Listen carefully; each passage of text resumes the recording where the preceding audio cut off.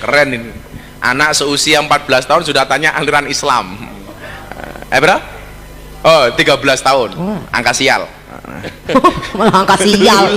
Dilem ngono ki lho malah angka sial. Kayak salah satu episode saya di Hasanah Trans 7 itu kemarin lucu. Benar nggak kalau alis dikerok, dikerok, kita bisa melihat iblis? Nah, saya bilang iya. Caranya gimana? Kamu bercermin. Lihat iblis. Dirinya sendiri dong. Setan dulu, setan. Gimana Gus? Caban gini-gini siap-siap nyanyi ngopo lho ning kono. Ora tak bayar kowe. Jadi gini, kan ada hadis tuh, ada 73 aliran dalam Islam dan yang benar cuma satu. Dan yang benar cuma satu. Apa itu? Aliran Ahlus Sunnah wal Jamaah. Lah, persoalannya adalah hari ini hampir semua golongan menyatakan dirinya adalah Ahlus Sunnah. Lalu Sunnah. Lah, bagaimana kemudian kita menyikapinya? Menjadilah orang Islam yang baik sesuai tuntunan gurumu yang baik. Dan Adrik harus ingat, guru yang baik itu siapa? Al ulama alladzina hum warasatul anbiya. Kiai, ustadz yang sanad nasab keilmuannya nyambung sampai Kanjeng Nabi. Contoh begini, saya kasih contoh ya. Gus Miftah dapat ilmu dunia malam dari siapa? Salah satu inspirasi saya itu namanya Gus Mi, Kiai Imam Jazuli dari Kediri, makamnya di Tambak. Gus Mi ini muridnya siapa? Gus Mi ini muridnya Mbah Dalhar, makamnya di Gunung Pring, Magelang. Salah satu gurunya Mbah Dalhar itu siapa? Namanya Nabi Khidir. Buktinya apa? Gus Mi itu salah satu bentuk riadohnya kepada Mbah Dalhar adalah membersihkan sandalnya Mbah Dalhar. Jadi Anda itu jangan salah ya. Kenapa kok santri itu kalau kiai masuk masjid atau kalau masuk rumah sandalnya rebutan untuk dibersihkan? Karena kiai-kiai besar itu dulu riadohnya salah satunya adalah membersihkan sandalnya kiai. Kiainya masuk masjid, sandalnya dibalik. Sing dimaksud diwalik iki madhep ngulon dadi madhep ngetan ra tumplak ngene, malah diwalik ngene iki. Lah, satu ketika Mbah Dalhar itu di kamar, sandalnya itu ada dua pasang. Ada dua pasang. Yang satu pasangnya itu mirip dengan sandalnya Mbah Dalhar. Gus Mi mikir, ini sandalnya siapa? Dibersihkan semua.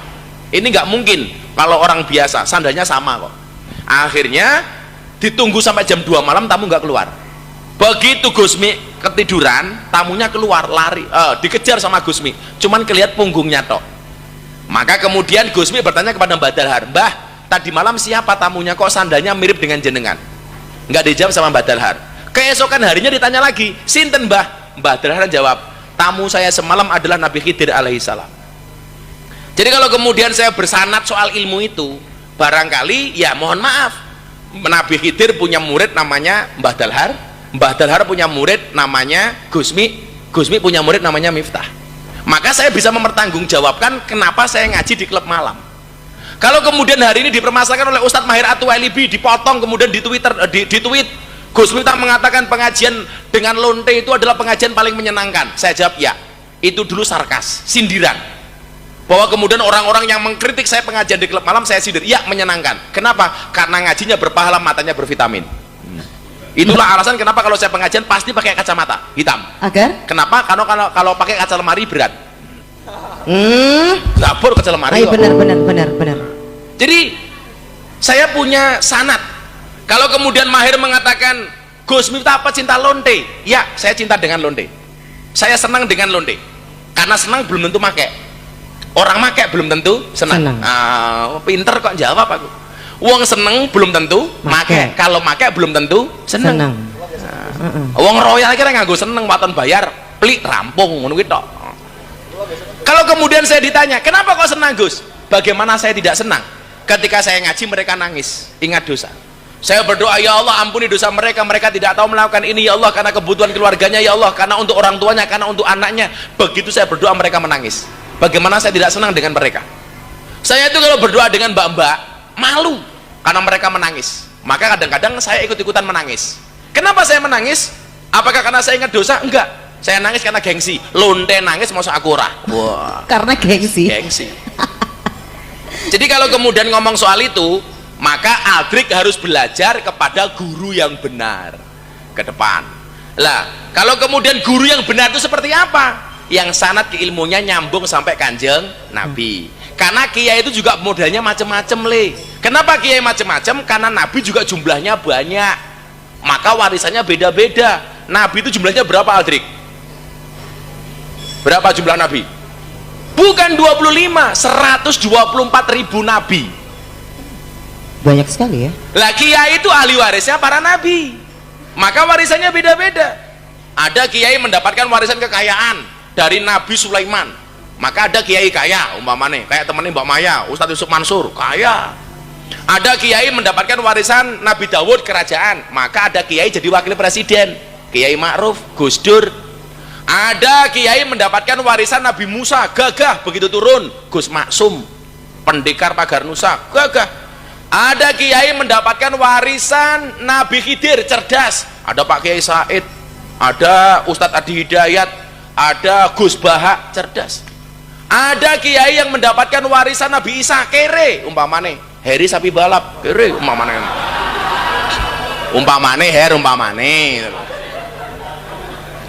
beda. Ada nabi yang mendapatkan, ada kiai yang mendapatkan warisan ketampanan Nabi Yusuf, Gus Miftah umpamane, itu beda-beda. Rada salah kata gue. Bener itu. Bukan, hoak. Hoak. Jadi belajarlah kepada guru yang tepat. Itu saja itu loh. Kalau mikir golongan mana, semua orang mengatakan golongan saya adalah golongan terbaik. Tapi kalau saya selalu mengatakan, akuilah golonganmu sebagai golongan terbaik tanpa harus menyalahkan orang lain. Jadi, kowe bener, aku bener, kowe bener menurutmu, aku bener menurutku. Ya wes, gak usah berdebat gitu loh. Masa orang Islam hari ini di era milenial hanya berdebat hanya gara-gara apakah doa orang hidup diterima oleh yang mati. Wong Amerika, wong Cina itu sekarang sudah membuat teknologi seperti matahari. Bahkan mohon maaf, produknya ini lebih panas 16 kali lipat dibandingkan matahari. Wow. Yang akan berfungsi tahun 2050 itu Cina. Lah kita hari ini baru masih berdebat soal apakah doa orang hidup diterima oleh yang mati. Ya nggak maju-maju. Makanya tadi saya siaran dengan Pak Muldoko yang tayang hari ini, saya bilang, saya meyakini Pak Muldoko. Kenapa Gus? Corona ini tidak akan lama. Kenapa? Karena buatan Cina. Karena buatan Cina ya. Kalau gawean Cina biasanya rasuwe. Amin, semoga segera selesai. Nggak suwe itu. Jadi banyaklah belajar kepada guru yang sanad keilmuannya tepat. Kalau Anda mengatakan yang paling benar boleh, tapi bukan berarti diperbolehkan untuk menyalahkan orang lain. Oke, Adrik. Gitu ya? Kayak calon kiai kayak. Amin. Mbuh kiai apa? Kayak langgeng. Yuk lanjut. Pertanyaan nomor yang di atas.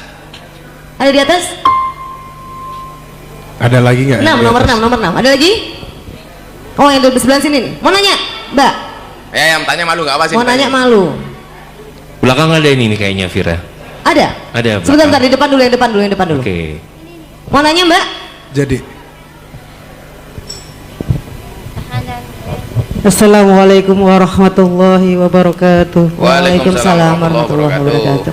Ngapunten, kalau mau tanya rumah tangga boleh, Gus? Oh, boleh.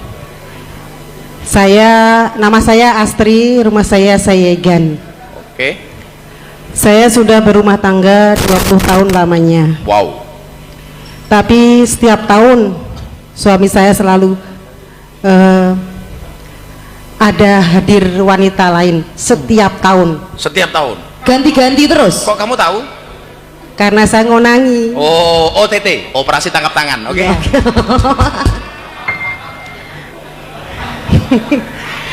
Angel. Yang terakhir baru kemarin 2 minggu ini saya juga curiga, tapi alhamdulillah tertangkap berkat teman saya. Di video ada? Ada. Pelakor. Ada. Ada. Terus. Seru nih. Lanjut. Slow. Saya Mohon bersabar, ini adalah ujian. Saya bingung. Selama 20 tahun itu kan saya bersabar. Apakah sampai saat ini saya juga harus bersabar? Bagaimana cara saya menyikapinya, Gus? Soalnya saya juga kasarane gelas wis ambiar. Saya bertahan karena buat putra putri saya. saya kuat buat putra putri saya. Saya nggak mau putra putri saya tidak bahagia. Saya berusaha menyingkirkan ego saya. Oke. Saya mohon doa Gus Misbah, sama juga gimana cara mengatasinya agar saya tetap bisa bertahan sampai ajal menjemput saya. Gitu aja. Assalamualaikum warahmatullahi wabarakatuh. Waalaikumsalam. Bagaimana bisa bertahan sampai ajal menjemput saya? Saya doakan ajalnya cepet ya. Kok gitu sih Gus? Lawas aja itu kan orang kerasa meneh. Ya jangan gitu dong. Doanya jelek banget sih. Kayaknya pertanyaannya salah deh itu harusnya. Harusnya bagaimana menyikapinya ya. Gitu loh. Ini di YouTube yang nonton 2.500. Wah. Tepuk tangan. Biasa. Gimana Gus? Saya selalu mengatakan apa ya? Tolong hargailah perasaan wanita. Kenapa? Karena gajimu tidak akan pernah mampu membayar perasaan wanita. Tepuk tangannya keras sekali ada sebelah sini nih. Pasti sangat mencintai istrinya ya. Dan yang mbak-mbak yang belum menikah, ini quote dari Gus Miftah untuk kalian. Kalian dengerin betul. Kalian tolong dengarkan ini. Carilah lelaki yang bisa membuatmu lebih solehah, bukan hanya mengubah statusmu dari single menjadi menikah. Lah mau ndelok wong lanang sing iso ngacengan, halah cah ben iki kabeh.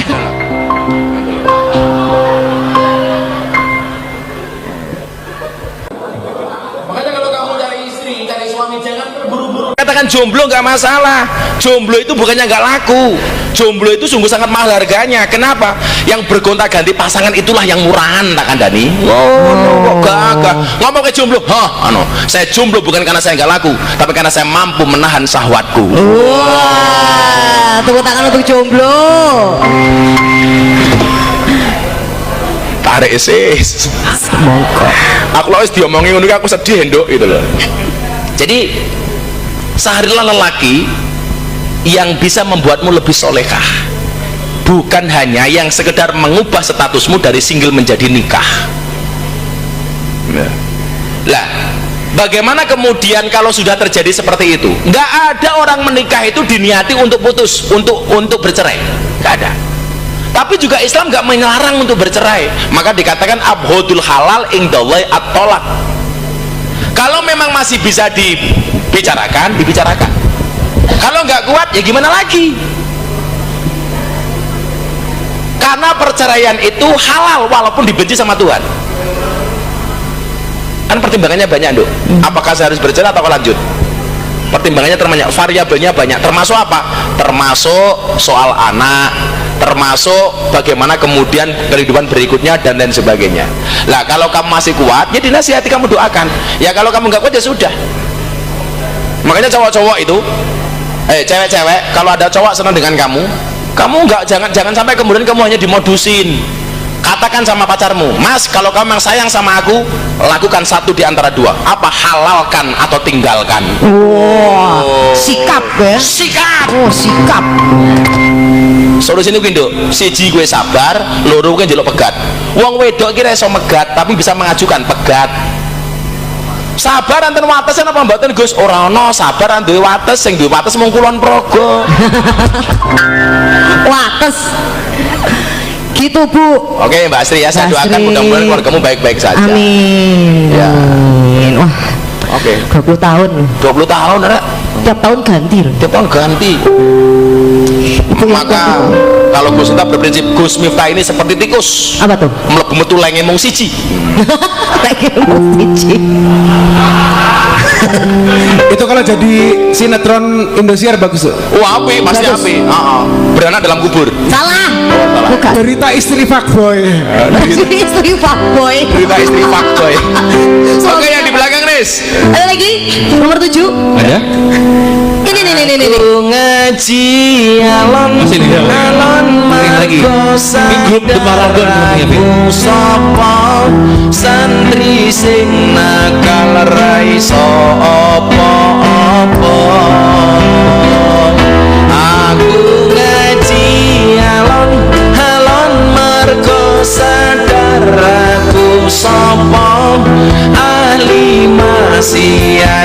sing kakean dosa. Lah jomblo beda. Jomblo beda. Aku mundur alon mergo sadar aku sapa mung digoleki pas WA-mu sepi. Aku mundur alon mergo kowe ra gelem kelon. Alah sak Kelon kan. Lanjut. Silakan Mas. Namanya siapa? Assalamualaikum warahmatullahi wabarakatuh. Waalaikumsalam. Nama saya Ari Ramdhani. Apa? Ari. Gus Ari. Ari Ramdhani. Namanya lebih bagus daripada wajahnya. Gak boleh ngomongin fisik kayak gitu itu loh. Cuma Nomi gak boleh fisik kayak gitu. Tapi fakta ya. Oh iya. Coba lihat. Oh iya. Oh, oi. Tutupan kameramen soalnya aku mau coba loh. Gus. Mas. Ya, Saya mau tanya Gus. ya. Wes. Enggak, mau curhat dulu Gus. Ya, curhat tentang juraganmu. Enggak, tentang saya sendiri Gus. Oh ya. Ini masalah ibadah Gus. Saya kadang tuh malu dengan usia saya yang sudah segini. Saya rasa saya tuh udah waktunya Meninggal. enggak. Amit. Rajin ibadah Gus. Oh, rajin ibadah. Meninggal. Kadang saya malu sama yang seusia di bawah saya kok. Sholat aja itu gampang itu loh, nggak males-malesan itu loh Gus. Lah terus saya mau tanya itu, Aku kudu piye? enggak, Oh.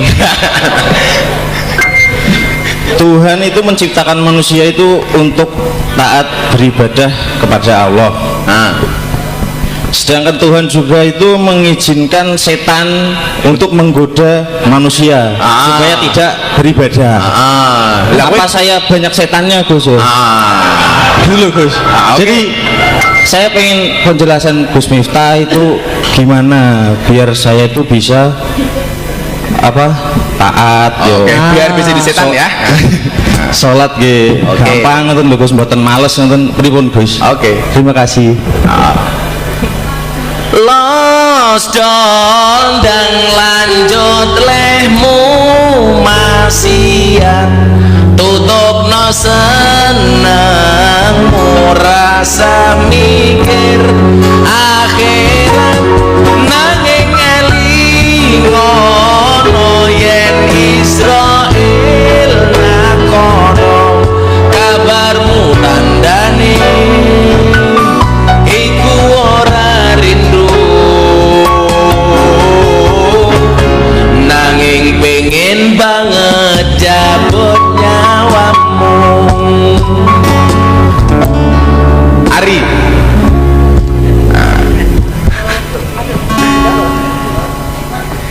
jangan menunggu istiqomah. Istiqomah matimu tidak menunggu istiqomahmu. Ajalmu tidak menunggu taubatmu. Kematianmu tidak menunggu istiqomahmu, tapi istiqomahlah sambil menunggu kematianmu. Ya emang angel Ri, itu. Emang angel, orang gampang. Saya dulu mendisiplinkan saya begini. Kan ada hadis qudsi bunyinya begini, Dok. Ida ahabba abdi liqa'i fa ahbabtu liqa'ahu wa ida kariha liqa'i fa karihtu liqa'ahu. Ketika seseorang itu cinta ketemu dengan Tuhan, Tuhan cinta ketemu dengan kita. Tapi kalau kita benci ketemu dengan Tuhan, Tuhan akan benci ketemu dengan kita. Makanya saya punya cerita, ada seseorang minta dipotongkan rambutnya di rumah tukang potong rambut. Begitu dipotong rambutnya, sang tukang potong bilang, Mas tak kandani, Gusti Allah kira ono loh. Kok sampai ngomong ono bukti ini apa? Deloan ke lo. Kalau memang Allah itu ada, kenapa hari ini ada orang miskin nggak bisa makan, anak terlantar nggak bisa sekolah, orang sakit nggak bisa berobat? Kemana Tuhan ketika melihat orang-orang seperti itu? Orang ini diam. Oh ya bener ya. Begitu dia mau pulang, dia mikir, mosok aku kalah sama tukang potong rambut. Kemudian apa yang dia lakukan? Begitu buka pintu, Allah langsung kasih jawaban. Jawabannya apa? Di depan rumah tukang potong rambut ada orang yang rambutnya gondrong, gimbal, acak-acakan. Jangan bilang kayak Gus Miftah, tak ajar. Enggak, hanya tak batin saja cukup ya. Akhirnya apa yang dilakukan? Pintu kembali dia tutup, dia masuk ke dalam rumah. Dia katakan kepada tukang potong rambut, Mas, jenengan tak kandani. Ternyata tukang potong rambut di dunia itu tidak pernah ada. Buktinya apa? Kalau memang tukang potong rambut itu ada, kenapa hari ini ada orang yang rambutnya gondrong, gimbal, acak-acakan? Kemana tukang potong rambut? Tukang potong rambut jawab, Mas, tak kandani. Kalau hari ini ada orang yang rambutnya gondrong, gimbal, acak-acakan, bukan berarti tukang potong rambut itu tidak ada, tapi salah dia kenapa tidak mau datang ke rumahnya tukang potong rambut. Orang yang dipotong rambutnya ini jawab, podo Mas, kalau hari ini ada orang miskin gak bisa makan, anak terlantar gak bisa sekolah, orang sakit gak bisa berobat, bukan berarti Allah itu tidak ada, tapi salah mereka kenapa tidak mau datang kepada Allah Subhanahu wa ta'ala. Jadi kan maka dikatakan anak ingdadzoni abdibi, aku itu sesuai dengan prasangka hambaku. Kamu mendekat, Allah mendekat. Kamu menjauh, Allah menjauh.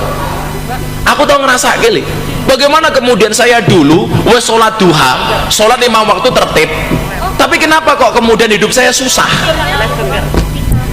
Ternyata apa? Butuh yang harus saya evaluasi. Sholatku tertib, tapi waktunya orang pas, belum di awal waktu. Kita evaluasi di situ. Oh, aku wis sholat tapi ndonga aku kurang. Bar sholat aku ndonga. Yang tadinya mat kolamcing komat teko salam plencing. Akhirnya bar sholat aku ndonga rada oke. Kita evaluasi. Apalagi kemudian kok berani kita meninggalkan sholat. Ingat ya, Nabi Musa dicurhati sama PSK. Bukan PSK, cewek nakal. Dia datang nangis ke rumahnya Nabi Musa. Kemudian Nabi Musa tanya, kenapa kamu nangis ke rumah saya?